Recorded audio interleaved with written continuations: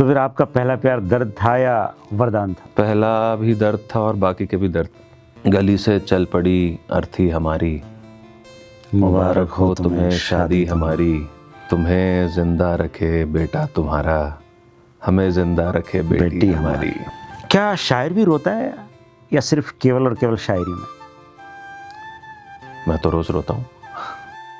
मतलब अक्सर देखा है कि आदमी अगर रोता है, मर्द रोता है, तो वो केवल और केवल उसको मजाक बना दिया जाता है, लेकिन औरत अगर रोती है तो एक मुद्दा बन जाता है। क्या हुआ चुप है, मर्द ही तो है, जरा सा तो है, दर्द ही तो है। कुछ में लड़के इश्क किस तरह करते हैं? एक लड़का जब मोहब्बत करता है ना, वो उसमें हमेशा 3 किरदार देखता है। क्या क्या? वो उसमें अपनी माँ को देखता है, वो उसमें अपनी बीवी को देखता है, और वो उसी में अपनी बेटी को देखता है। बेटी का होना है ना आपकी जिंदगी में एक आशीर्वाद है। पता है ना, ऊपर वाले ने आपको सच में ब्लेसिंग दे के भेजा है। अगर आपके पास बेटी है तो वो आपको प्यार करना सिखाती है, ये बात सच है। क्या प्यार में फिजिकल इंटीमेसी आवश्यक है? ये बिल्कुल आवश्यक है। It is just not about sex, it is about lot of emotional and spiritual attachment जो आपका साथ होता है। आपने अपनी मोहब्बत के कभी पैर छुए हैं क्या? हाँ यार, बिल्कुल, क्यों नहीं। मेरा एक शेर है कि मेरे आंगन की मिट्टी को तेरे पैरों से बरकत है, उसी मिट्टी से पूजा के लिए बर्तन बनाना। हाय हाय, क्या बात है।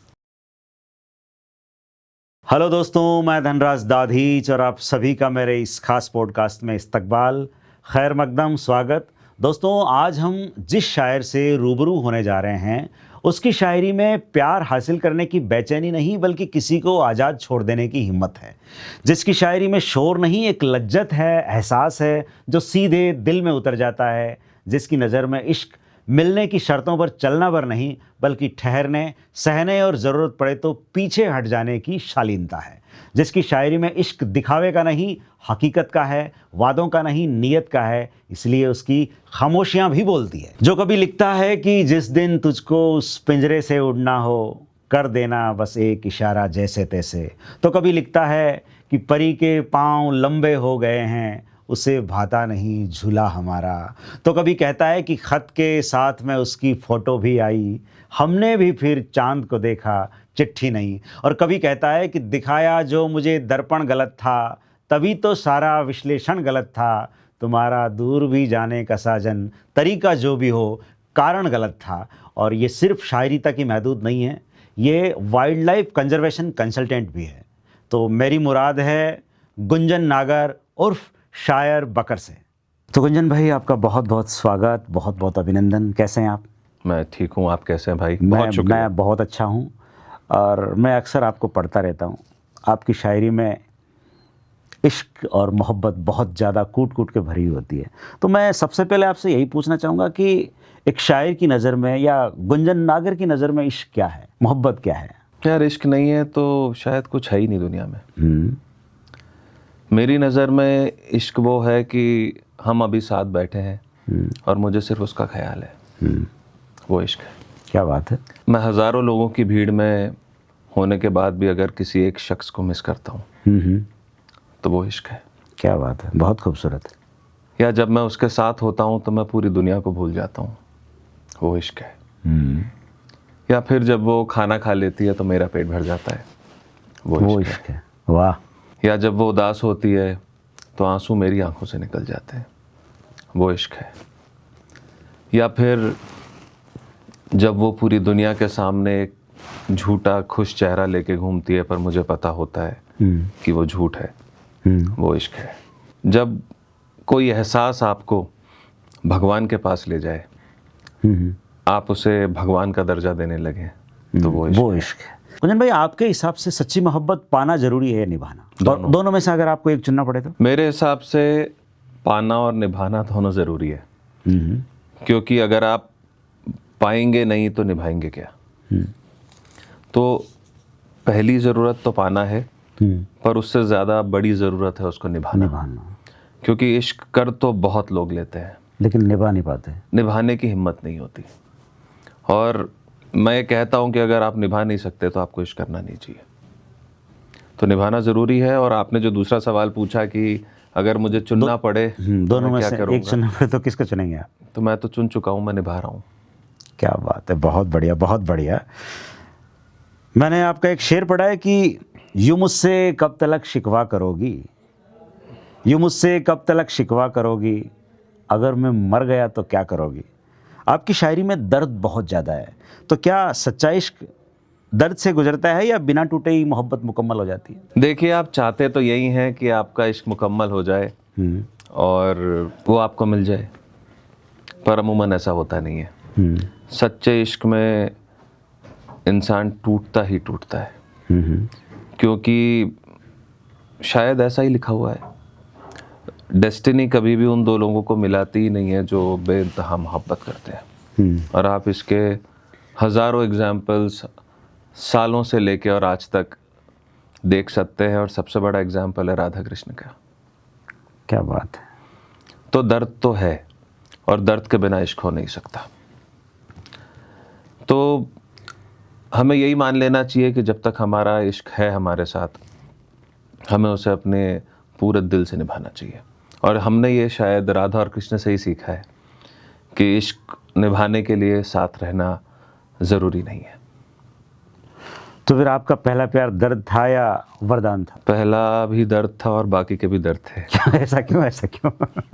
देखो, जो नहीं मिला वो दर्द ही है, क्योंकि उससे मिला क्या, सिर्फ दर्द। जब शायर किसी को मोहब्बत करता है तो क्या वो खुद को खो देता है?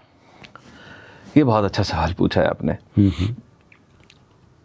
एक शेर है मेरा, बताओ। ना तो राधा रही ना रही प्रेम धुन, सो कन्हैया ने भी बांसुरी तोड़ ली। वाह। सच ये है कि एक आर्टिस्ट या एक शायर या जो भी फनकार है, वो जब मोहब्बत में होता है तो उसका फ़न बहुत निखर जाता है, क्योंकि वो उसके बाद एज अ शायर, मैं अगर अपनी बात करूं तो आप दिखावे की शायरी नहीं करते। आप सिर्फ वो करते हो, वो शायरी करते हो, वो लिखते हो, वो पढ़ते हो जो आपके दिल में होता है, और वो बेअंतहा मोहब्बत होती है, एक खूबसूरत एहसास होता है, उसे निभाने की चाहत होती है, या उसे खोने का डर होता है। तो आप सिर्फ वही लिखते हो और उन्हें बहुत खूबसूरत शब्दों में पिरो के एक शेर बनाते हो, गज़लें बनाते हो। तो शायर, जैसा कि मैंने कहा कि वो एक निखर के फनकार उभरता है जब वो सच्ची मोहब्बत में होता है। पर उसका एक दूसरा पहलू ये है कि जब वो मोहब्बत टूट जाती है या उसका दिल टूट जाता है, तो एक फनकार दो रास्ते चुनता है। या तो वो और दर्द में लिखने लग जाता है और उसका फ़न और ज़्यादा निखर जाता है, या फिर वो अपना फ़न छोड़ देता है। अच्छा। वो लिखना छोड़ देता है, क्योंकि वो अब इस दर्द से नहीं गुजर सकता। क्या बात है। तो मैंने जो चुना है वो ये है कि मैं शायरी छोड़ चुका हूँ। छोड़ चुके हैं शायरी। क्या आज भी आप किसी लड़की को चाहते हैं या वक्त ने चाहने का हक छीन लिया? बेइंतहा इश्क है, पर जो आपने कहा कि वक्त ने चाहने का मौका छीन लिया, और ठीक भी है। एक बहुत पहले गज़ल कही थी कि गली से चल पड़ी अर्थी हमारी, मुबारक हो तुम्हें शादी हमारी। उन्हें हम ऑफलाइन लग रहे थे, इधर थी बर्फ पे बॉडी हमारी। क्या बात है, क्या बात है। तुम्हें जिंदा रखे बेटा तुम्हारा, हमें जिंदा रखे बेटी हमारी। वाह वाह वाह वाह। तो जिंदगी में ऐसा होता है। बड़े टूटे हुए से नज़र आ रहे हैं आप यार। चलिए, मैं एक छोटा सा सवाल करता हूँ। सवाल क्या करता हूँ, अभी आपका एक गाना रिलीज़ हुआ है जी, हैं? उस गाने के बारे में थोड़ा सा बताइए, और मैं चाहता हूँ कि वो गज़ल, गाना नहीं, वो एक गज़ल है जी। तो वो गज़ल मुझे यहाँ सुना दीजिए आप, अपनी ऑडियंस को भी अच्छा लगेगा। जी, बहुत शुक्रिया। हमारे जैसे तैसे। हाँ, तो बीट एक्सप्रेस नामक एक ऑर्गेनाइजेशन है जिन्होंने ये गाना रिलीज़ किया है, और बहुत खूबसूरत गाना बनाया है। अच्छा रिस्पांस भी मिला है, तो बहुत शुक्रिया। गाने का जो गाना है गज़ल है एक्चुअली, तो मैं आपको उसके कुछ शेर सुनाता हूँ कि हो गया है काम तुम्हारा जैसे तैसे, छूट गया है साथ हमारा जैसे तैसे। वाह। डूब गई है लेकिन ऊपर आ जाएगी, ढूंढ ही लेगी लाश किनारा, जैसे तैसे जैसे जैसे तैसे। तैसे, वाह वाह। अपनी खुशियाँ छोड़ के राधा घर चुन लेगी, और करेगी रोज गुजारा जैसे तैसे जैसे तैसे, क्या बात है। जिस दिन तुझको उस पिंजरे से उड़ना हो, कर देना बस एक इशारा, जैसे तैसे। जैसे क्या बात है, तैसे। बहुत खूबसूरत शेर है। कैसे बारिश करते चांद सितारों की हम, टूटा हमसे एक सितारा जैसे तैसे। बहुत शुक्रिया। क्या शायर भी रोता है या सिर्फ केवल और केवल शायरी में? मैं तो रोज रोता हूँ। क्यों?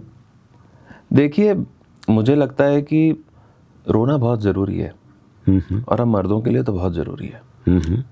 हम क्या करते हैं, हम पूरी दुनिया के सामने है ना पत्थर फेस रखते हैं। हम पूरी दुनिया को ये दिखाते हैं कि है ना हमसे ज़्यादा स्ट्रांग कोई है नहीं, जबकि ऐसा होता नहीं है। तो अकेले में हमें रोना चाहिए। और एक शायर यकीनन दो तरीके से रोता है। कैसे? एक वो अपनी गज़लों में रोता है और एक वो असल में रोता है। कहा गया था जॉन साहब के बारे में कि वो खून थूकते थे अपनी शायरी में। बात सच है, मैं ना पहले इस बात को मानता नहीं था, बट ये बात सच है कि जब आप बेइंतहा दर्द में होते हो ना, तो आपकी शायरी में वो दर्द आपके लहू की तरह रिश्ता है, और वो दिखता भी है, और इसीलिए लोग कनेक्ट भी कर पाते हैं। एक शायरी जो आपने दिखावे के लिए लिखी है या मार्केट के लिए लिखी है, उसके अंदर कभी भी आपको इमोशंस फील नहीं होंगे। तो शायर रोता है, बहुत रोता है। तो एक मर्द का टूटना या एक मर्द का रोना मजाक है, और औरत का टूटना मुद्दा। बहुत बड़ा इसके सवाल बारे पूछा है। में क्या ख्याल है आपका? मतलब अक्सर देखा है कि आदमी अगर रोता है, मर्द रोता है, तो केवल और केवल उसको मजाक बना दिया जाता है, लेकिन औरत अगर रोती है तो एक मुद्दा बन जाता है। क्या हुआ चुप है, मर्द ही तो है, ज़रा सा तो है, दर्द ही तो है। ये हमारी कहानी है कि जो मैं अभी आपसे कह रहा था कि हमारा दर्द दिखता नहीं है किसी को, क्योंकि हम दिखाते नहीं हैं। हम कभी रोते नहीं हैं लोगों के सामने, तो हम जब रोते हैं तो किसी को पता ही नहीं होता, तो इसलिए वो कभी मुद्दा बनता ही नहीं है। हम ज़्यादा से ज़्यादा किसके सामने रोते हैं, आपने कभी सोचा है? हम अपनी माँ के सामने रो सकते हैं, या हम अपनी जो हमारा प्यार है, इश्क है, हमारी उसके बीवी सामने है रोते या हैं, गर्लफ्रेंड है, हम उसकी गोद में रो लेंगे। और वो भी बहुत रेयर, कम। वो भी बहुत रेयर। उसके अलावा हम कभी नहीं रोते, और उसका ये बड़ा कारण है कि कभी भी मर्द के दर्द को समझा ही नहीं जाता। एक लड़का अपने इश्क में क्या कुछ नहीं करता है। मैं ये कभी कतई ये नहीं कह रहा हूँ कि लड़कियाँ इश्क में कुछ नहीं करती, मैं सिर्फ लड़कों का पॉइंट ऑफ व्यू रख रहा हूँ। वो अपना जीवन बना लेता है उस लड़की को, तो उसका रोना, उसका वो दर्द इस कारण से होता है कि उसको खोने का डर होता है, या फिर वो उसे खो चुका है। पर वो रोता तो है, वो अकेले में रोता है, और वो सिसकियाँ किसी को सुनाई नहीं देती। बिल्कुल। एक मेरा शेर था कि निराशावादी अंतर मन को अपने मन से लड़ना है, निराशावादी अंतर मन को अपने मन से लड़ना है, अकेले ही मुझे अपने अकेलेपन से लड़ना है। वाह वाह वाह वाह वाह, बहुत खूबसूरत। मुझे अवसाद मृत्यु की तरफ ले जाएगा हरगिज, मगर अवसाद को मेरे जुझारूपन से लड़ना है। वाह, क्या बात है, क्या बात है, बहुत खूब। बहुत शुक्रिया। तो क्या आज की जो मोहब्बत है वो कैमरे के सामने जिंदा है और कमरे में मरी हुई? कह सकते हैं, कह सकते हैं। दिखावे की मोहब्बत बहुत है, दिखावे के रिश्ते बहुत हैं, और सोशल मीडिया के ज़माने में तो बहुत ज़्यादा है। हम चारों तरफ देखेंगे कि लड़का लड़की, जो स्पेशली जो मैरिड कपल्स हैं, वो अपने आप को बहुत खुश दिखाते हैं, हैप्पी दिखाते हैं दुनिया के सामने, फ़ोटोज़ खींचेंगे, पर उनकी असली ज़िंदगी में आप झांक के देखें तो खोखली हो चुकी है। ना प्यार बचा है, ना ट्रस्ट बचा है, ना लॉयल्टी बची है। जो बेसिक्स होते हैं एक रिलेशनशिप के, उसके ऊपर सब कुछ होता है। तो वो बस रहने के लिए रह रहे हैं क्योंकि समाज को दिखाना है, और कुछ नहीं है। हाँ। कुछ में लड़के इश्क किस तरह करते हैं? अभी मैंने आपसे थोड़ी देर पहले ज़रा सा जिक्र किया था इस बारे में, मैं डेफिनेटली एलैबोरेट करना चाहूँगा इसको। एक लड़का जब मोहब्बत करता है ना तो यार वो टूट के करता है। उसके लिए वो जो लड़की है वो उसके लिए सिर्फ उसकी गर्लफ्रेंड, उसकी बीवी या उसकी लवर नहीं होती। वो उसमें हमेशा 3 किरदार देखता है। क्या क्या? वो उसमें अपनी माँ को देखता है, वो उसमें अपनी बीवी को देखता है, और वो उसी में अपनी बेटी को देखता है। क्या बात है। वो जब केयर करता है, छोटी छोटी बातों पे उसकी नखरे पूरे करता है, तो वो उसमें अपनी बेटी देख रहा होता है। वो जब रिस्पेक्ट करता है, वो जब उसकी हर एक परेशानी का ख्याल रखता है, उसकी सेवा करता है, तो वो उसमें अपनी माँ देखता है। बिल्कुल। और वो जब एक पति की तरह प्यार करता है तो वो उसमें अपनी बीवी देखता है। तो लड़के टूट के इश्क करते हैं, और जब टूट जाते हैं तो इसलिए बहुत ज़्यादा टूटते हैं कि उनका निकलना बहुत मुश्किल हो जाता है। आप देखेंगे अमूमन लड़के ब्रेकअप के बाद बहुत बदल जाते हैं, लड़कियां नहीं बदलती। लड़के बहुत बदल जाते हैं, उनका नेचर, कैरेक्टर, वो जैसे थे वो 180 डिग्री 360 डिग्री फ्लिप हो जाता है। उसका कारण है कि वो इतना टूट जाते हैं कि वो उससे दूर भागने के लिए जो कुछ बन पड़ता है वो करते हैं। अच्छे से अच्छा काम, बुरे से बुरा काम, भगवान की तरफ जाना, रावण की तरफ जाना, गलत काम करना या ठीक काम करना। बहुत आसान है हमारे लिए कहना कि ये ड्रग्स क्यों कर रहा है, ये शराब क्यों पी रहा है, ये सब गलत है। पर उस समय जो उसका मेंटल स्टेट है वो सिर्फ ये होता है कि मैं यार कैसे भी करके है ना इसकी याद भुला दूं बस, कैसे भी करके। तो वो वही कोशिश करता है। क्या सोशल मीडिया पर हंसने वाले जो लोग हैं वो रात को बहुत ज़्यादा रोते हैं? ये बात तो सच है। मुझे ऐसा लगता है कि है ना, हम लोग सोशल मीडिया पे हैं ही अपना अकेलापन दूर करने के लिए। हम सब लोग बहुत अकेले हैं यार। धनराज, मैं एक बात बताऊं कि है ना, आज हमारे जीवन में आसपास सच में देखें तो लोग बचे नहीं हैं। आप अपना मैक्सिमम वक्त सोशल मीडिया पे स्पेंड करते हो आज। क्यों? क्योंकि आपके पास और मेरे पास कोई है नहीं जिससे हम वो डिस्कस कर सकें, अपना वक्त बिता सकें, अपने मन की बातें सुना सकें, हम कोई जोक सुना सकें, हम कोई अपना दिल का दुखड़ा सुना सकें, हम अपने मन की बात कर सकें। हमारे में से किसी के पास नहीं है। मतलब मैं ये आपकी और मेरी बात नहीं कर रहा हूँ, ये एक हमारी सोसाइटी का एक बहुत बड़ा पहलू हो गया है कि आज 10 लोग घर में रहते हैं, 10 लोग अपने अलग कमरे में रहते हैं, वो अपने सोशल मीडिया में लगे रहते हैं, क्योंकि उन्हें वहीं खुशी मिल रही है। क्योंकि असल में जो खुशी थी, जो रिश्तों की खुशी थी, वो है ही नहीं। तो वो दिखावा है। तो इसलिए सोशल मीडिया पे ही जो लोग हंस रहे हैं, हमारे जैसे लोग जो भी ड्रामा करते हैं, जो भी बातें करते हैं, पर पीछे तो हम अकेले ही हैं क्योंकि कोई है नहीं। बिल्कुल सही कहा आपने। अब एक गज़ल हो जाए और कुछ सुना दीजिए हमको, जो भी आपको याद हो, जो आप सुनाना चाहें अपने ऑडियंस को। जी ठीक है।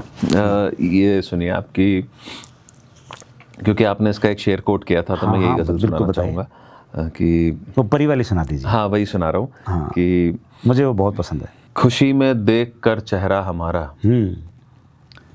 बड़ी हैरत में था शीशा हमारा। क्या बात है, क्या बात है, क्या बात है। खुशी में देख कर चेहरा हमारा, बड़ी हैरत में था शीशा हमारा। मोहब्बत में ये आंखें खून रोती, मोहब्बत में ये आंखें खून रोती, खून रोती उतर जाता अगर चश्मा हमारा। क्या बात है, वाह वाह वाह वाह। मोहब्बत में ये आंखें खून रोती, उतर जाता अगर चश्मा हमारा। तुम्हारी चाल पूरी हो गई है, तुम्हारी चाल पूरी हो गई है, और अब भी बच रहा इक्का हमारा। वाह वाह, क्या बात है। और अब भी बच रहा इक्का हमारा। वाह। हम अपने आप को दफना चुके हैं, हम अपने आप को दफना चुके हैं, चलो पूरा हुआ बदला हमारा। वाह वाह। बदन छोड़ा सभी कुछ हार के, और वहीं लटका रहा पंखा हमारा। क्या बात है, क्या बात है, क्या बात है। परी के पांव लंबे हो गए हैं, उसे भाता नहीं झूला हमारा। वाह वाह वाह, ये बड़ा शेर बड़ा खूबसूरत है। बहुत शुक्रिया भाई। बहुत खूबसूरत शेर है। मैं यहाँ पर परी के पाँव लंबे हो गए हैं, उसे भाता नहीं झूला हमारा।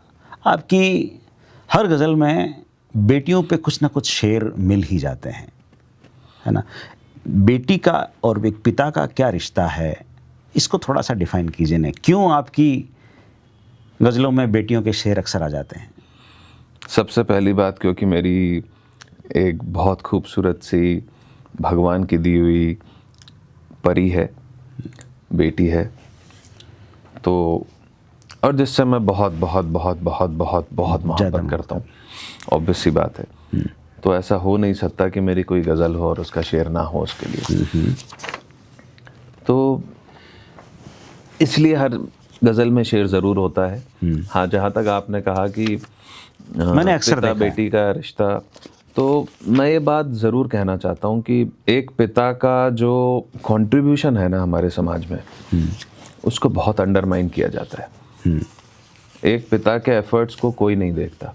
मैं माँ के एफर्ट्स को कहीं भी अंडरमाइन नहीं कर रहा हूँ। माँ जो करती है अपने बच्चों के लिए वो कोई नहीं कर सकता। बिल्कुल, बिल्कुल। और माँ को इसलिए वो दर्जा दिया गया है देवी माँ का। पर एक पिता का जो एफर्ट है ना, उसे नकार देना ठीक नहीं है, क्योंकि उसके एफर्ट दिखते नहीं है किसी को। आज धनराज भाई, आप और मैं यहाँ क्यों बैठे हैं? आप ये सब इतनी मेहनत क्यों कर रहे हो? जाहिर सी बात है, अपनी औलाद के लिए, अपने बच्चों के लिए। करेक्ट। मैं भी उसी लिए कर रहा हूँ। हम जो काम कर रहे हैं कर तो अपने बच्चों के लिए रहे। मैं पता है आपको एक कहानी सुनाता हूँ, बहुत छोटी सी। मैंने है ना एक फ़ोटो देखी थी जिसने है ना मेरी आंखों में आंसू ला दिए थे बहुत पहले। कि है ना, वो फोटोग्राफ ऐसी थी कि एक माँ एक तूफ़ान में, बारिश में अपने बच्चे को अपने से सीने से लगा के उसे ढक के एक टूटी हुई पुलिया क्रॉस कर रही थी। और उस टूटी हुई पुलिया, क्योंकि वो टूटी हुई थी, उस पर बाप लेटा हुआ था और माँ उस पर से चल के क्रॉस करके जा रही थी। और ये बहुत बड़ी सच्चाई है। हम कभी कह नहीं पाते, मैं भी अपने पापा से नहीं कह पाता मैं उनसे कितना प्यार करता हूँ, जबकि मैं बहुत करता हूँ। मैं अपनी माँ से भी नहीं कह पाता जो मैं बहुत करता हूँ। पर यार, जो एक बाप का, ये बाप बनने के बाद समझ आई मुझे कि एक बाप का जो कंट्रीब्यूशन है ना, वो बहुत बड़ा होता है। हम कुछ भी कर ले, वो बेचारा कुछ कहता नहीं है, वो अपने बच्चों के लिए बस करता है। और ये सच है।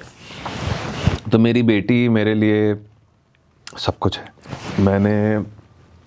एक मेरा शेर था, एक रिश्ता मुझे एक परी के लिए, एक दो और मौसम चलाना पड़ा। या फिर है ना एक शेर था कि चार खिलौने गुड्डे गुड्डी ला दो फिर भी, बाबा के बिन रानी गुड़िया हंसती नहीं। क्या बात है। बेटी का होना है ना आपकी ज़िंदगी में एक आशीर्वाद है। पता है ना, ऊपर वाले ने आपको सच में ब्लेसिंग दे के भेजा है। अगर आपके पास बेटी है तो वो आपको प्यार करना सिखाती है। ये बात सच है कि जो हम बात कर रहे हैं ना कि सच्चा इश्क क्या है, मोहब्बत क्या है, यार वो बेटी सिखा रही है आपको। वो जिस खूबसूरती से आपका ध्यान आपकी माँ की तरह रखती है, मेरी बेटी रखती है, आपकी भी रखती है। मतलब वही कहने का मतलब यह है कि अपनी जो बेटी है ना, वो यार देवी है हमारे घर में, है ना, आशीर्वाद बन के आई है। तो उस पर शेर नहीं कहूँ, ऐसा तो हो नहीं सकता। मतलब बाप बेटी का रिश्ता बहुत खूबसूरत रिश्ता है। इससे खूबसूरत रिश्ता शायद कुछ हो ही नहीं सकता।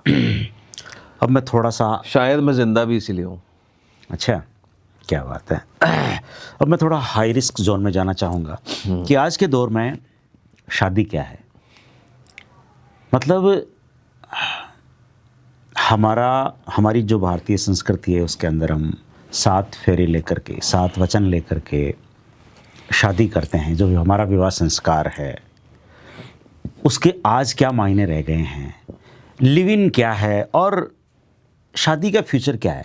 क्या आने वाले वक्त के अंदर शादी खत्म हो जाएगी? बहुत सारे आपने सवाल पूछ लिए। मैं इसको पूरा एक शायर के तौर पे, क्योंकि आप बहुत अच्छे विचारक भी हैं, तो मैं चाहूँगा कि आप ये बात बताएं। मैं, हो सकता है इसमें कुछ ऐसी बातें करूं या कहूं जो लोगों को नापसंद आए, पर वो मेरे निजी ख्यालात हैं। हाँ, उससे कोई फ़र्क नहीं पड़ता। हाँ, और मुझे फ़र्क भी नहीं पड़ता टू बी ऑनेस्ट। बट जैसा आपने जहाँ से शुरुआत करी कि 7 फेरे, हाँ 7 वचन, बिल्कुल, बस शादी से पवित्र बंधन तो कुछ है ही नहीं हमारी संस्कृति। हमारा जो विवाह संस्कार था या है वो बहुत खूबसूरती से बनाया गया था। अगर हम कुछ वचनों को उठाएं तो हम देखेंगे कि वो एक एक वचन हमारी ज़िंदगी के एक एक पहलू को कवर करता था। अब सबसे पहले आज के ज़माने में शादी अगर देखें तो मेरे लिए, मेरे हिसाब से सामाजिक बंधन होके रह गया है। क्योंकि शादी जब होती है ना तो 2 तरीके से होती है। एक स्पिरिचुअल शादी, 2 आत्माओं का मिलन, और एक सामाजिक शादी जो आपकी होती है लोगों के सामने। आप किसी के साथ रहते हैं, शादी कर लेते हैं, आपको प्यार भी हो जाता है, या आपको प्यार होके शादी करते हैं आप, जो भी है। पर सच बात यह है और सबसे बड़े सवाल ये हैं कि क्या हम उन 7 वचनों को निभा रहे हैं आज भी? मैं उन लोगों से पूछता हूं कि क्या तुम्हें वो 7 वचन याद भी हैं जो कभी उस अग्नि के सामने रख के लिए गए थे? सही है कि मैं किसी पराई स्त्री का परगमन नहीं करूंगा, मैं किसी पराये पुरुष का परगमन नहीं करूंगी। आपके मन में भी अगर वो ख्याल आया है कभी किसी के लिए तो फिर वो शादी नहीं है, वो ख़त्म हो चुकी है। और अगर आप किसी के साथ रहकर भी अगर ये वचन किसी और के साथ निभा रहे हैं तो वो स्पिरिचुअल शादी आपकी किसी और के साथ हो चुकी है। हाँ, उसके साथ तो नहीं रही, उसके साथ नहीं है। पर आप अगर किसी के, देखिए मैं मोरालिटी में नहीं जा रहा हूँ, मैं इस बात पे जा रहा हूँ कि आप जिसके साथ वो वचन निभा रहे हैं ना, वो स्पिरिचुअल आत्मीय मिलन, वो शादी आपकी उसके साथ है। कि मैं अपने माँ बाप का या मैं तुम्हारे माँ बाप का ख्याल अपने माँ बाप की तरह रखूँगा या रखूँगी, क्या वो हम कर रहे हैं? आज तो माँ बाप बच्चों को ही नहीं रखते साथ, और बच्चे माँ बाप को नहीं रखते हैं साथ। सही है। तो क्या वो शादी हुई? एक और हमारा वचन टूट गया, मैं जहाँ जाऊँगा तुम्हें साथ लेके जाऊँगा। क्या हम करते? नहीं करते। तो मैं अगर 7 वचनों पर आऊँ तो हम सारे वचन तोड़ चुके हैं। तो वो जो शादी की जो असली हमारा जो संस्कार था वो तो कब का ख़त्म हो चुका, क्योंकि हमें याद ही नहीं है। और चूंकि हमें वो याद नहीं है, या फिर इसलिए याद है तो हम वो किसी और के साथ निभा रहे हैं। जिसके साथ भी निभा रहे हो आप, पर वो दिल का रिश्ता, स्पिरिचुअल मैरिज जिसको कहते हैं, वो फिर उसके साथ है। तो जो आप कह रहे हैं कि हमारे यहाँ पे शादी का फ्यूचर क्या है, हाँ, मतलब मेरे कहने का मतलब है कि फ्यूचर क्या, और क्या शादी लिव इन में कन्वर्ट हो गई है? देखिए मैं तो लिव इन को ठीक मानता हूँ। कैसे? मतलब मेरी ये राय है कि बहुत सारे रिश्तों में क्योंकि जल्दबाजी होती है, मैं आपको बताऊं कि बहुत सारे रिश्ते महज अट्रैक्शन के बेसिस पे बनते हैं। और वो जब रिश्ते बनते हैं तो हमें लगता है कि यही मोहब्बत है। वो होती नहीं है, वो अटैचमेंट और अट्रैक्शन होता है, वो इन्फैचुएशन होता है। तो जब हम उस जोन में होते हैं और हम शादी कर लेते हैं तो हमें समझ आता है कि अरे ये तो गड़बड़ हो गई, फिर शादियां टूट जाती हैं। तो अगर आप लिव इन में रह रहे हैं तो कम से कम आप ये बात समझ जाएंगे कि आप इस इंसान के साथ आगे रह भी पाएंगे कि नहीं रह पाएंगे। और कई बार एक बात बताऊं आपको कि लंबे टाइम रहने के बाद भी चीज़ें बदल जाती हैं। आप बहुत साल बहुत खुश रहते हो किसी के साथ, पर फिर आपकी ज़िंदगी में कभी कोई ऐसी घटना होती है या कोई ऐसा आता है या कोई ऐसी आती है जो आपका इश्क करने का नज़रिया ही बदल देती है या बदल देता है। तो देखिए मैं बहुत सारी चीज़ें डेस्टाइन्ड मानता हूँ। लिव इन के अंदर क्या है, ये कुछ लोग तो यूज़ करके भी चले जाते हैं, यूज एंड थ्रो, कि चलो भाई चलो 4 महीने 5 महीने रह लिए। तो देखिए तो दोनों की गलती है ना। फिर अगर आपने ये होने दिया तो आप इतने नासमझ थे। तो मैं कहता हूँ बहुत अच्छा था कि शादी होने से पहले आपको ये बात समझ आ गई। मेरे हिसाब से आप इस चीज़ को जो यूज़ एंड थ्रो की बात कर रहे हैं, आप कर रहे हैं काफ़ी सारी फिजिकल इंटीमेसी की। तो देखिए वो तो होगी, वो मस्ट है, किसी भी रिलेशनशिप में वो होती है। तो अगर कोई आपके साथ रह के चला गया तो बहुत अच्छा हुआ ना कि आपने सामाजिक शादी करी और ये सब उससे पहले हो गया। नहीं तो आप जीवन भर एक ऐसे बंधन में बंधे रहते जहाँ पे आपको ज़बरदस्ती टांग के रखा जाता उस बंधन के अंदर, क्योंकि आपने अब शादी कर ली, अब आप अलग नहीं हो सकते, क्योंकि हमारे यहाँ पे एक बहुत बड़ा एक सोशल टैबू है कि आप डिवोर्स नहीं ले सकते। सच बात है, हमारे विवाह संस्कार में डिवोर्स नाम का शब्द कॉन्सेप्ट ही नहीं है। कॉन्सेप्ट ही नहीं था, क्योंकि हमने तो 7 जन्मों के फेरे लिए थे। पर ये सच है नहीं। देखिए, हम प्रैक्टिकल बात करें तो ऐसा नहीं होता। आपको अलग होना पड़ता है, चाहे तलाक नहीं हो तो भी अलग होते हैं लोग, प्रेम हो तो भी अलग होते हैं लोग। राम और सीता जी भी अलग हो गए थे। कॉन्सेप्ट अलग था। आप जिस बात पे आ रहे हैं मैं उस पे आ रहा हूँ कि तो क्योंकि इतना बड़ा प्रेशर रहता है आपके ऊपर एक शादी के अंदर कि अब आप अलग नहीं हो सकते, आपको ज़बरदस्ती उन्हीं लोगों के साथ रहना पड़ेगा, आपको ज़बरदस्ती शादी निभानी पड़ेगी, आप नहीं निभाना चाहते हो। अपनी खुशियाँ छोड़ के राधा घर चुन लेगी और करेगी रोज़ गुजारा जैसे तैसे। क्या बात है। तो आप जब ये कर रहे हो तो उससे अच्छा है कि आप लिव इन में रह लो, आपको समझ आ जाए, और अगर नहीं बैठ रहा है तो चलो ठीक है, जिसके फिर साथ एक दूसरे से बैठे अलग अलग हो जाओ। अलग हो जाओ। आसान नहीं है अलग होना। देखिए, सच्चा प्यार है तो आसान नहीं है, पर अगर इन्फैचुएशन है, अट्रैक्शन था, तो फिर आप इजीली ओवरकम कर लोगे उस बात को, बहुत इजीली कर लोगे। मुझे तो ऐसा लगता है कि केवल फिजिकल इंटीमेसी के अलावा कुछ नहीं है लिव इन। जब आप इतना ही फेथ है तो फिर शादी करो ना, आपको लिव इन में रहने की ज़रूरत कहाँ पड़ती है। नहीं, अग्रीड, आपकी बात सही है कि फिजिकल इंटीमेसी के बिना कोई भी रिश्ता नहीं हो सकता, अच्छा या खराब दोनों। मैं आपको एक बात बताऊं, it is one of the most important aspects. मैं नहीं कह रहा है that it is the only important aspect, but उसकी बहुत ज़्यादा एक ज़रूरत होती है, और आप उसको स्पिरिचुअली भी देखें तो बहुत ज़रूरत होती है। तो it is a place where you will be giving life to a new life, है ना। तो वो बहुत एक ब्यूटीफुल प्रोसेस है। हाँ, पर फिजिकल इंटीमेसी नहीं होगी तो भी रिश्ता ख़राब होता है। और लिव इन रिलेशनशिप में जब आप कह रहे हैं तो देखिए, एक बहुत बड़ी बात है कि रिश्ता शुरुआत, अगर आपका कहना एकदम ठीक है कि बहुत सारे फिजिकल इंटीमेसी वाले रिश्ते लिव इन में कन्वर्ट होते हैं और बाद में वो छूट जाते हैं और क्या। तो ठीक है ना, आपको ये बात समझ तो आ गई ना कि ये प्यार नहीं था। लेकिन फिर कितने लिव इन में रहोगे आप। अब वो तो जो आपकी बुद्धि और आपका विवेक कहेगा। देखो, ये तो आपकी बुद्धि और चलो विवेक 6 महीने के साथ 6 महीने इसमें इसके साथ में लिव इन में रह लिया, फिर दूसरे के साथ तो चलो वो भी अच्छा नहीं हुआ, फिर वो भी अच्छा नहीं हुआ। ऐसा एक्चुअली होता नहीं है। मैं आपको बताऊं कि हम ऐसा सोचते हैं, पर ऐसा होता नहीं है।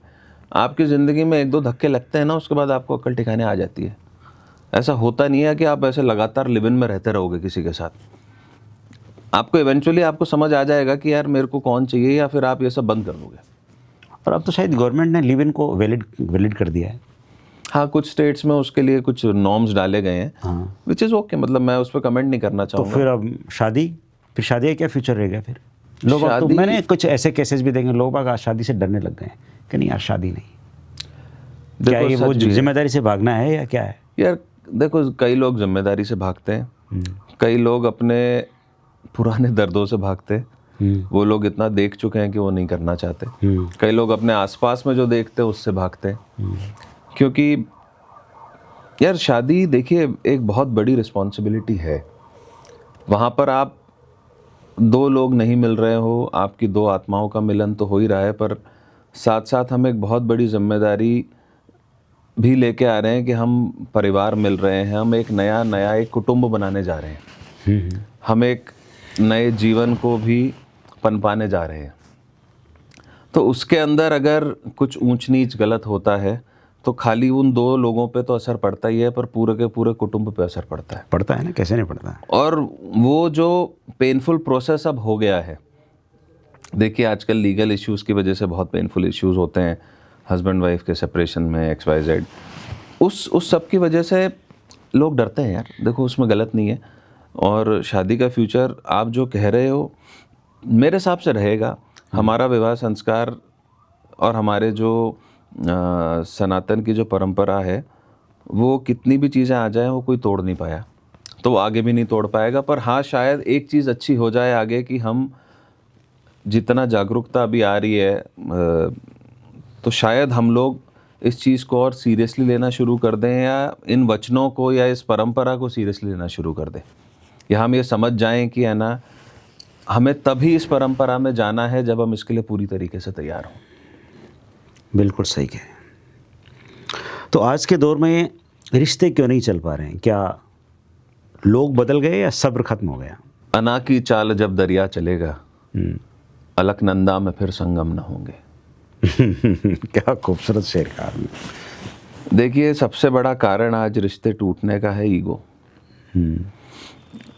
हम अपनी ईगो से ऊपर ही नहीं आ पाते, जिस वजह से रिश्ते खत्म हो जाते हैं।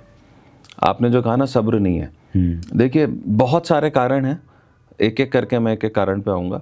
पहला कारण तो डेफिनेटली ये है कि एक हंसती खेलती ज़िंदगी जो अच्छी रिलेशनशिप है, जिसमें देखिए बेसिक्स ऑफ रिलेशनशिप हैं। देखिए, मैं मानता हूँ एक बेसिक ऑफ रिलेशनशिप क्या है? Trust, loyalty. एक बार ख़त्म हो गई तो जीवन भर के लिए ख़त्म हो गई, कभी वापस नहीं आती। आप कुछ भी कर लो, हाँ, नहीं एक बार भरोसा टूट गया तो माथा ज़िंदगी भर घूमेगा, आप कभी ट्रस्ट नहीं कर पाओगे। तो बेहतर है आप छोड़ दो, क्योंकि आप ट्रस्ट नहीं कर सकते तो रिश्ता हमेशा ख़राब होगा। लॉयल्टी नहीं है, चाहे वो किसी साइड से भी नहीं हो। और मैं मानता हूँ लॉयल्टी सिर्फ किसी के साथ फिजिकल इंटीमेसी बनाने से नहीं होती है। आपने अगर किसी के बारे में सोचा भी है, आपने उसके साथ फ्लर्ट भी किया है, आपने उसको गलत नज़रों से देखा भी है, तो आप कहीं ना कहीं डिसलॉयल हो चुके हो। तो फिर किसी पे ब्लेम नहीं डालना चाहिए। आप डिसलॉयल हो तो आप हो। और तीसरा है इमोशनल अटैचमेंट एंड लव। तो ये चीज़ें बेसिक्स हैं। अब ये बेसिक्स होने के बाद भी अगर हमारे अंदर ईगो होती है तो हम ईगो में लड़ाई करते हैं, हम सॉरी नहीं बोलते, हम एक दूसरे से दिनों दिन बात नहीं करते, तो रिश्ते वहाँ टूटते हैं। दूसरा एक बड़ा कारण है, मुझे लगता है कि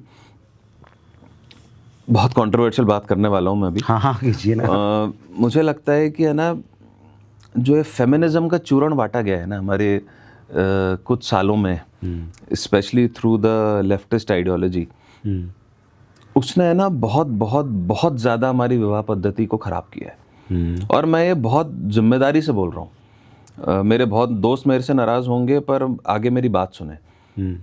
हमारी जो विवाह पद्धति थी या जो फैमिली रन करने का जो प्रोसीजर था, उसमें सबसे ऊंचा दर्जा माँ का था, बीवी का था। क्यों था? क्योंकि अपना घर चलाना, उसको बनाना, संभालना, बच्चे पैदा करना, उन्हें बड़ा करना, उन्हें पाल पोसना, उन्हें संस्कार देना, ये दुनिया का सबसे मुश्किल काम है। और वो सिर्फ माँ कर सकती है, वो सिर्फ बीवी कर सकती है। हमारे जैसे लोग नहीं कर सकते। आपके मेरे बस की नहीं है करना। 4 दिन करके देख लो, घर से भाग जाओगे आप। बिल्कुल सच बात है ना? हम क्या कर सकते हैं? हम बाहर जाके मेहनत कर सकते हैं, कमाई कर सकते हैं, रोटी कमा के ला सकते हैं। हम सुबह से शाम गधा मजदूरी कर सकते हैं। हमारी फिजियोलॉजी भगवान ने बनाई ऐसी है। सही है। हम है ना इमोशनली वीक लोग हैं। आपको एक बात बताएं, मर्द बहुत इमोशनली वीक होता है। दिखाएगा कि मैं है ना एकदम स्ट्रांग हूँ, पर अंदर से एकदम है ना हम लुलफुल है अंदर से। स्त्री अंदर से बहुत स्ट्रांग होती है, वो इमोशनल होगी। देखिए, इमोशनल और स्ट्रांग होने में फ़र्क है। वो इमोशनल बहुत होगी पर वो स्ट्रांग बहुत होती है। और चूंकि वो स्ट्रांग है तो जो हमारी सबसे बड़ी बेसिक जिम्मेदारी थी वो स्त्री को दी गई थी। पर अब क्या हुआ है कि बार बार इस पद्धति को अलग करने के लिए, women are equal definitely in every way, they can work, I have no problem, but अगर आप फैमिली प्लानिंग कर रहे हो, आपका घर चला रहे हो, तो आपका जो मोस्ट इम्पॉर्टेंट काम है कि आपको जो घर संभालना था, क्योंकि वो आप ही संभाल सकते हो, मर्द नहीं संभाल सकता। सही है। आप वो नहीं कर रहे हो तो रिश्ते टूट जाते हैं, वहीं टूट जाते हैं। छोटी सी बात बताऊं कि आप हाथ से खाना बना के नहीं खिलाते ना, तो ये है ना बहुत फ़र्क आ जाता है। आप देख लीजिएगा कि आप अपने घर वालों को, अपने फैमिली वालों को, अपने हस्बैंड को हाथ से प्यार से खाना बना के खिलाओ, 5 दिन में आप प्यार का फ़र्क देख लेना घर में, because your hands have got those energy. But अब आप देख लीजिए कि हम बाइयाँ रख रहे हैं तो हम बाई की एनर्जी खा रहे हैं। करेक्ट है। वो 10 लोगों की जो लेके आई है, घर की लड़ाइयाँ, ये वो XYZ, हम उसका खाना खा रहे हैं। तो हमारे अंदर, हमारे यहाँ पे वो शांति है ही नहीं। इसलिए, और जो एक स्त्री को करना चाहिए था वो नहीं कर पा रही है, बिकॉज़ वो भी अपने काम में व्यस्त हो गई है। तो मैं इसलिए कहता हूँ कि अगर परिवार चलाना है, आपको फैमिली चलानी है, तो एक इंसान को, किसी को, तो वो दोनों में से वो एक सैक्रिफाइस करना पड़ेगा, तभी आपका परिवार रिश्ता बढ़ेगा, नहीं तो वो खत्म हो जाएगा। तो एक बहुत बड़ा कारण है ये परिवार रिश्ते टूटने का। अभी अपन ने पहले जिक्र किया था कि इंटीमेसी, फिजिकल इंटीमेसी, क्या प्यार में फिजिकल इंटीमेसी आवश्यक है? बहुत आवश्यक है। क्यों नहीं होनी चाहिए? भगवान ने बना के दी है तो वो इसलिए दी है, तो क्यों नहीं होनी चाहिए? बिल्कुल आवश्यक है। It is just not about sex, it is about lot of emotional and spiritual attachment जो आपका साथ होता है। और देखिए उसमें है ना, लड़के और लड़कियों की वायरिंग बहुत अलग है। A girl will generally and mostly will only get physically intimate with someone if she is really emotionally intimate with him. लड़कों के साथ ऐसा ज़्यादातर नहीं होता है, पर लड़कियों के साथ ऐसा ही होता है। तो मैं मानता हूँ बहुत ज़रूरी है। गुंजन भाई, किस मोड़ पर समझ में आता है कि कोई लड़की हमारे साथ में इमोशनली अटैच नहीं है? ये आपने बहुत अच्छा सवाल पूछा है।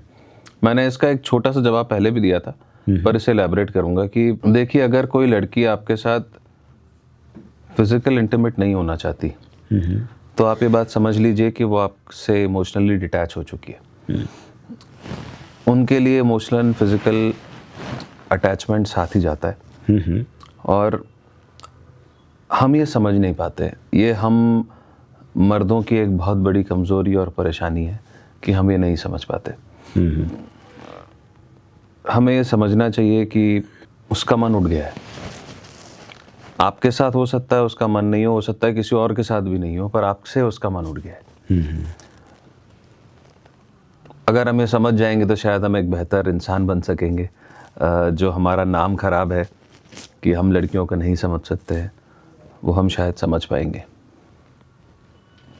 तो फिर कभी कभी तो शादी में भी औरत को ज़बरदस्ती फिजिकल इंटीमेसी का शिकार होना पड़ता है। इस पर आपकी क्या राय है? यार ये तो सच है। हमारे यहाँ जो विवाह पद्धति है, लड़की को रहना है, एक ये कारण है। एक दूसरा बड़ा कारण है, ये परेशानी हम मर्दों की है कि हम अपनी धर्मपत्नी को अपनी अर्धांगिनी नहीं समझते, हम उसे अपनी प्रॉपर्टी समझते हैं। हमें लगता है कि हमारा हक है ये, जो नहीं है। अभी मैंने बताया कि अगर कोई लड़की आपके साथ इमोशनली नहीं इन्वॉल्व है तो वो कोशिश करेगी बेचारे कि वो फिजिकली भी इन्वॉल्व नहीं होगी।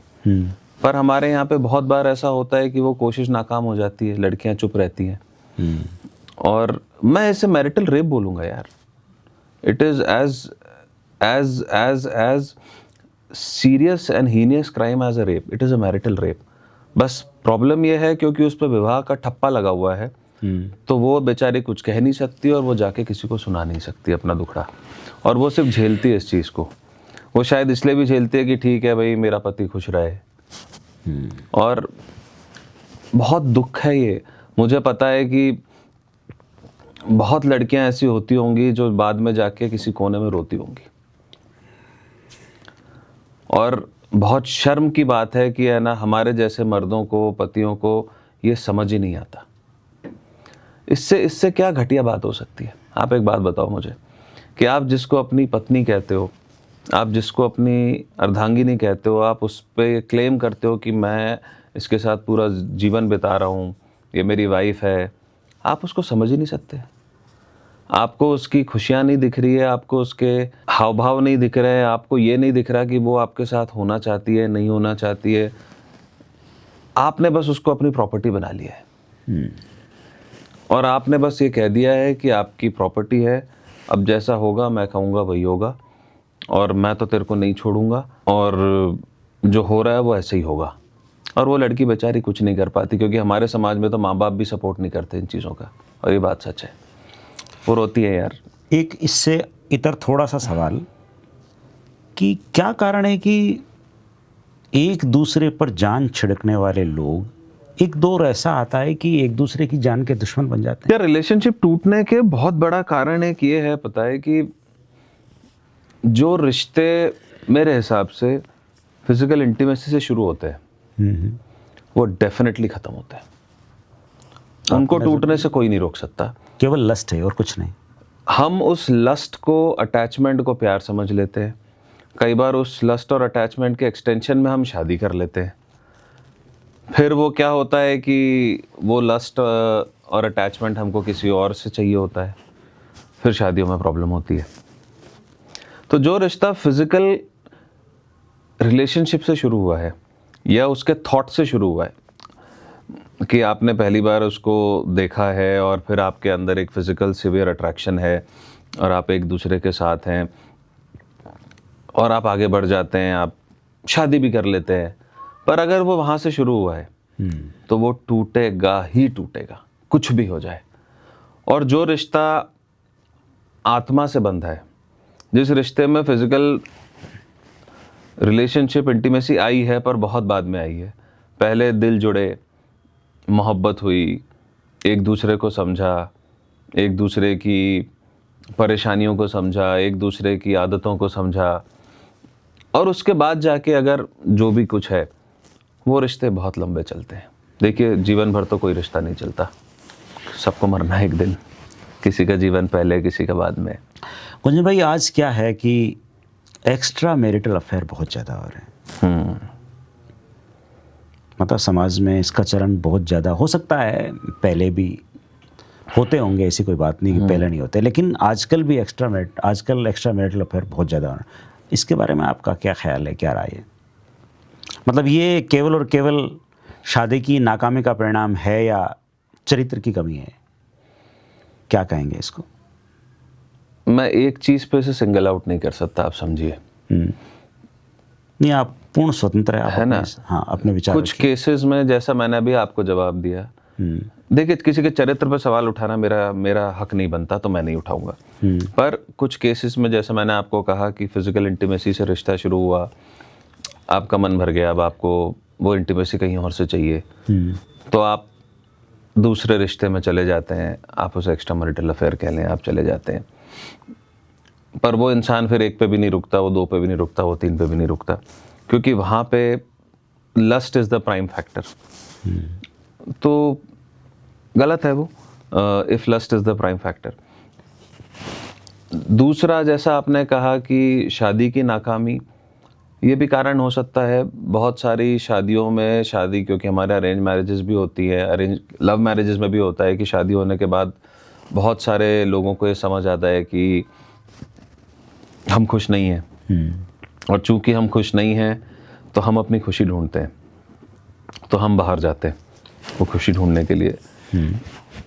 एक कारण ये भी होता है कि आपको सच में किसी से मोहब्बत हो गई है, आपकी ज़िंदगी में कोई इंसान देर से आता है, आप ये सोचते हैं कि वो इतना देर से क्यों आया, पर आपको सच में मोहब्बत हो जाती है और आप उसमें कुछ नहीं कर पाते। नहीं, मेरा एंगल एक दूसरा ये भी है कि एक औरत जिसका पति उसे बिल्कुल भी प्यार नहीं करता, ठीक है, हो सकता है उसके साथ में डोमेस्टिक वायलेंस हो रही हो, अब वो अगर औरत किसी दूसरे मर्द के साथ में, किसी दूसरे के साथ में अगर इमोशनली अटैच होती है, तो ये भी एक एक्स्ट्रा मैरिटल अफेयर ही है। इसके बारे में आप क्या, औरत गलत है वो? देखिए, मैं गलत सही कहने वाला कोई नहीं हूं, आप एक बात समझे, अगर इश्क है तो है। मैं आपको एक बात बताऊं कि इश्क से खूबसूरत और प्योर एहसास हो सकता है क्या? आप बताओ मुझे। When it is true love, is there anything more divine and pure than love? Tell me, बताइए मुझे, है कि नहीं है? बिल्कुल है भाई। इश्क तो जब इश्क से प्योर और खूबसूरत कोई एहसास नहीं है, तो फिर उसको गलत कहने वाला मैं कोई नहीं हूँ, अगर वो इश्क है तो। देखिए, आपने जो कहा ना कि वो लड़की इमोशनली अटैच होती है किसी से, तो अगर यार उसको इश्क हो गया है तो हो गया है, अब आप कुछ नहीं कर सकते। वो इश्क इसलिए हुआ कि आप खुश नहीं थी, या वो खुश होती तो भी इश्क हो सकता था, आप कुछ नहीं कह सकते, क्योंकि जिससे इश्क होना है ना, उससे होना ही है। दुनिया की कोई ताकत नहीं रोक सकती, आप कुछ भी कर लो। चलिए, इश्क और मोहब्बत पे फिर से आ गए, तो इश्क में माफ़ करना क्या है, कमजोरी या ताकत? सबसे बड़ी ताकत। बहुत आसान है मन में द्वेष पाल लेना, बहुत आसान है किसी को कुछ गलत कह देना, उल्टा कह देना, स्पेशली एक रिश्ते में। पर सबसे मुश्किल है, अगर आप किसी से बेइंतहा मोहब्बत करते हैं ना, तो उसे माफ़ कर देना।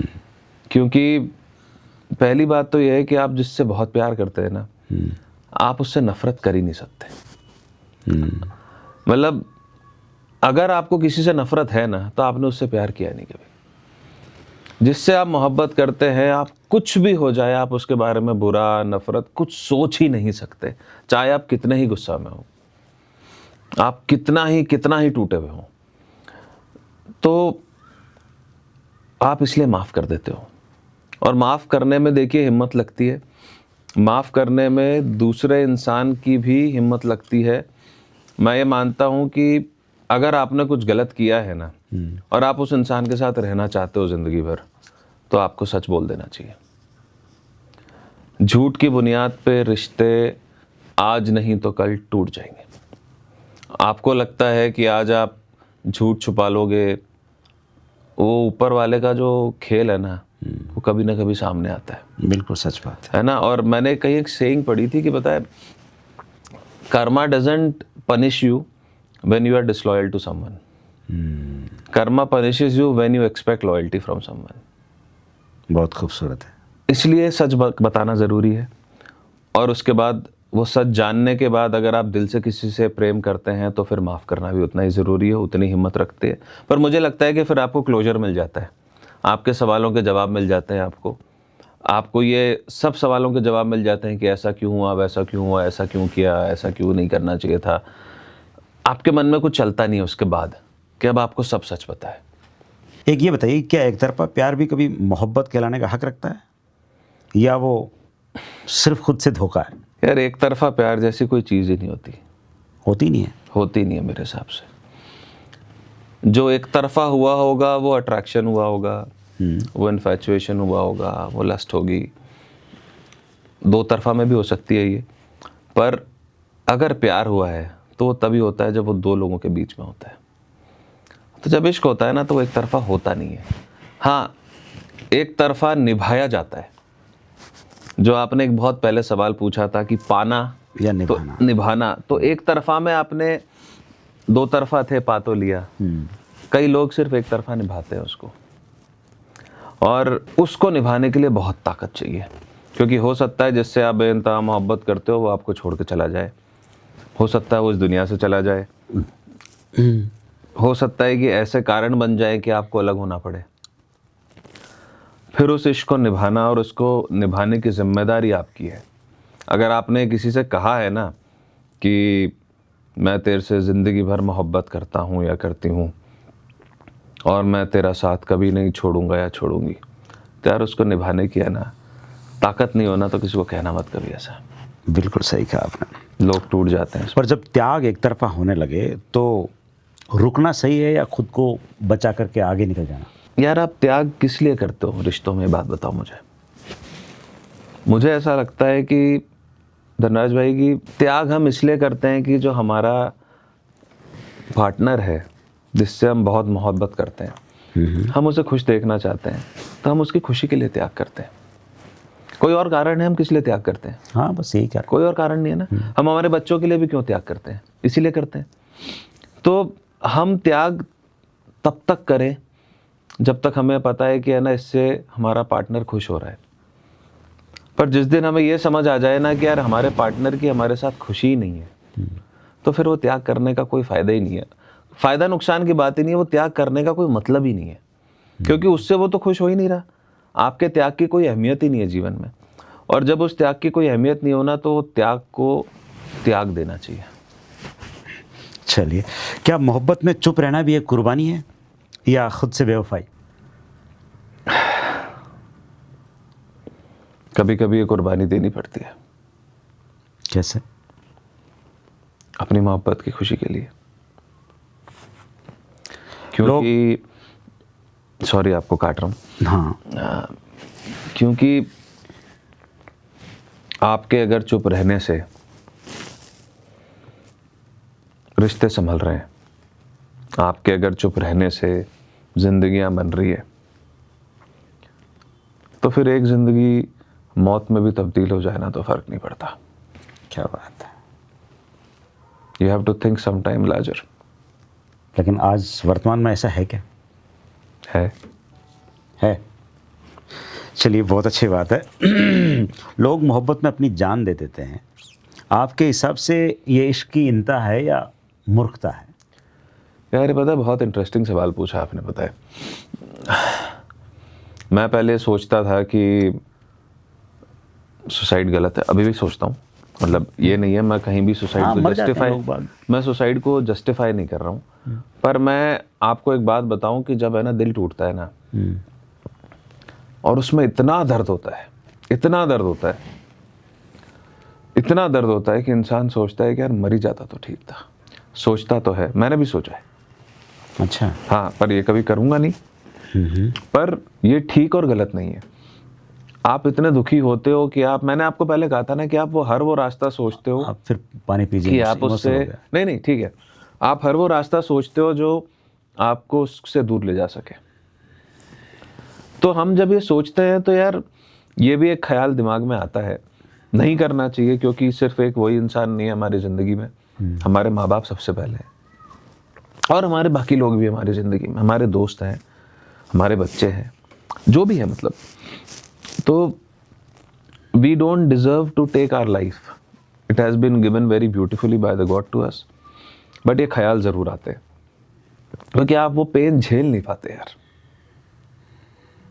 तो कोई मूर्खता तो नहीं कह सकते इसको? मूर्खता तो नहीं है, मैं कहता हूँ बहुत ज़्यादा ताकत चाहिए ये करने के लिए। बहुत बहुत बहुत हिम्मत चाहिए अपनी जान लेने के लिए। तो जो इंसान उस मेंटल स्टेट में है ना, उसने बहुत सोच के या बहुत ज़्यादा झेल के कदम उठाया होगा। तो यार आपके साथ कोई लोग हैं जो सडनली आपसे ये कहें कि यार फ़ोन उठाना बंद कर दे, बात करना बंद कर दें, अपनी चीज़ें बांटना शुरू कर दें, अपने कपड़े, अपने वैल्यूएबल्स गरीबों में बांटना शुरू कर दें, बेवजह हंसना रोना शुरू कर दें, आपको ज़रूरत से ज़्यादा खुश लगें या ज़रूरत से ज़्यादा दुखी लगे, या अपने आप को वो एक कमरे में बंद कर लें, बात ना करें, तो यार उनको अकेला मत छोड़ना।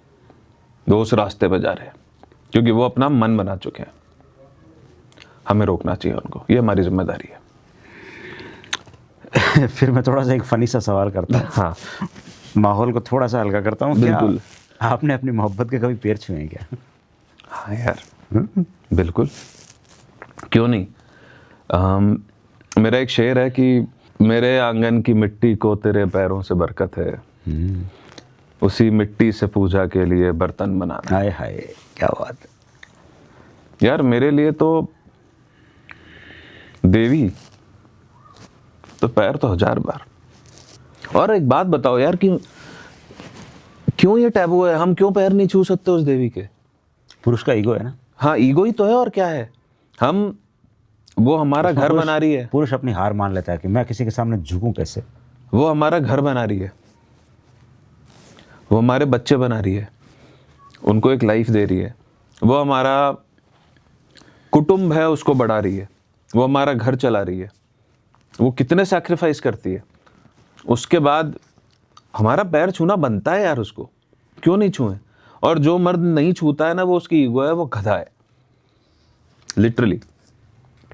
चलिए एक सवाल और, कि दर्द ने आपको मोहब्बत से दूर किया या और गहरा बना दिया? मुझे खोखला कर दिया। खोखले हो गए? इंसान क्या है ना यार, कि एक वक्त पे आके इंतज़ार करते करते सब कुछ छोड़ देता है, फिर वो इमोशन अंदर के, चाहत, वो सब खत्म हो जाती है। तो दर्द में डूबी हुई मोहब्बत ज़्यादा गहरी होती है, सुकून देने वाली होती है? यार चाहते तो आप सुकून वाली हो, राइट? मतलब कौन चाहेगा कि नहीं यार मुझे तो दर्द वाली मोहब्बत ही चाहिए, मैं सुकून वाली क्यों लूँ? है कि मेरी गर्लफ्रेंड बहुत अच्छी है, मेरी बीवी बहुत अच्छी है, हट यहाँ से, मेरे को तो परेशान करने वाली चाहिए। ऐसा कोई नहीं चाहता यार।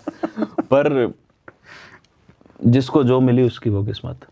शायद हमारे कर्म पिछले जन्म के बहुत खराब रहे होंगे, तो हमें भुगत रहे हैं। हो सकता है कुछ इस जन्म के भी खराब रहे हो। नसीब में जिसकी जो लिखा था वो तेरी महफिल में काम आया, वो तेरी महफिल में काम आया। किसी के हिस्से में प्यास आई, किसी के हिस्से में जाम आया, है ना। बहुत खूबसूरत सा गीत है एक। आपकी मोहब्बत अगर सुन रही है तो आप क्या कहेंगे, शिकायत या माफ़ी?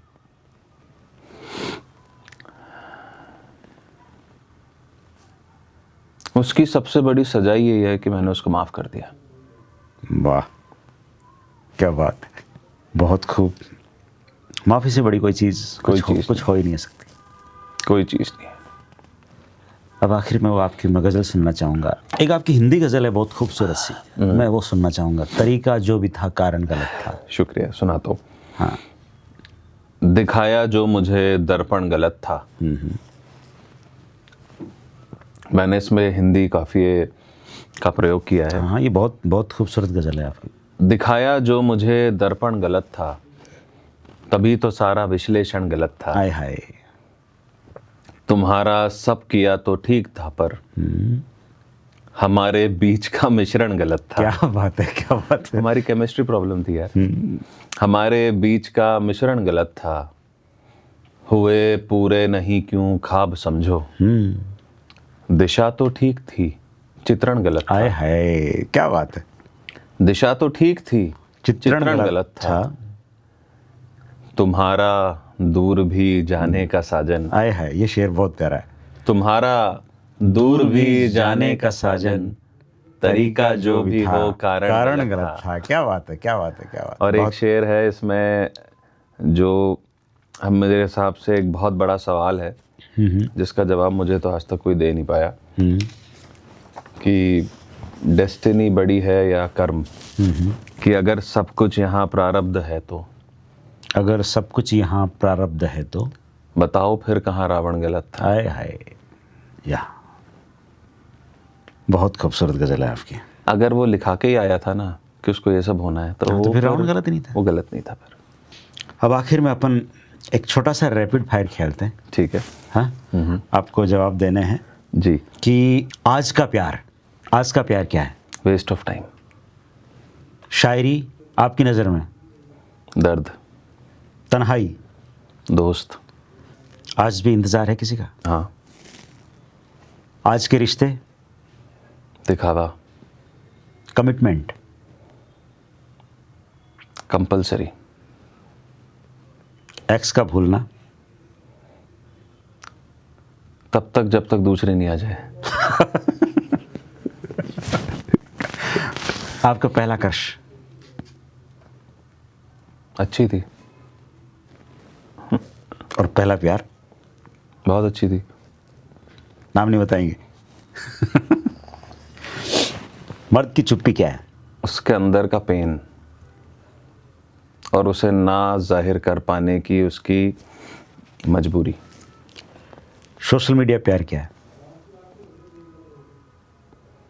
जैसे डांस के आइटम नंबर होते हैं। ब्रेकअप? मौत। प्यार में सबसे बड़ा झूठ? कि मैं तुम्हारा साथ जिंदगी भर दूंगी। शादी क्या है? Spiritual connection. वफादारी? इससे बड़ी कोई ज़रूरी चीज़ नहीं है शादी, किसी शादी या रिलेशनशिप में। एक्सपेक्टेशन? होना ठीक है। त्याग? त्याग तो मैं दे चुका। माफ़ करना? वो भी मैं कर चुका। ज़िंदगी क्या है अगर वन लाइन में डिफाइन की जाए? आपकी नज़र में ज़िंदगी क्या है? रास्ता है वहाँ तक जाने का। आपका पसंदीदा शायर कौन है सबसे ज़्यादा? मेरा कोई पर्टिकुलर पसंदीदा शायर नहीं है, मैं आपको सच बात बताऊं।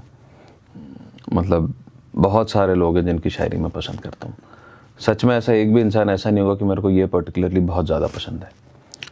कोई ऐसा गीत जो आप गुनगुनाना चाहें, जो आपको बहुत अच्छा लगता है? अभी जो गाना रिलीज़ हुआ है वो सुना दूँ आपको? अच्छा, ये हिंदी बॉलीवुड गाने की बात कर रहा हूँ। हिंदी बॉलीवुड गाना? अभी मुझ में बाकी थोड़ी है ज़िंदगी। अच्छी यार। श्री गुंजन भाई, आप मेरे स्टूडियो में आए, आपका बहुत बहुत आभार। Thank you so much. फिर मिलते रहेंगे, मिलाते रहेंगे। और आप सभी ऑडियंस का भी तहे दिल से शुक्रिया। फिर से हम किसी नए दोस्त के साथ में, एक नई शख्सियत के साथ में आपसे रूबरू होंगे। तब तक इजाज़त। नमस्कार। नमस्कार।